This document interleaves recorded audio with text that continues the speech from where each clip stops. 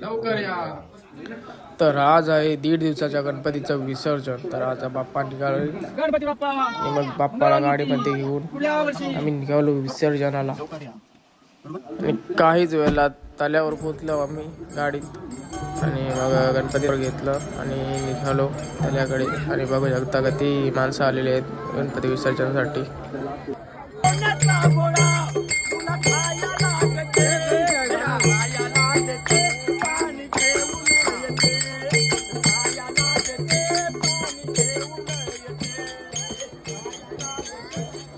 गणपती बाप्पा मोरया, मंगलमूर्ती मोरया, पुढल्या वर्षी लवकर या असं बोलून बाप्पाचा निरोप घेतला आणि बाप्पाचे विसर्जन पण झाले आणि मग घरी आलो. 1.5 दिवसाचे गणपती विसर्जन झालेलं आहे आणि आता घरी जाता.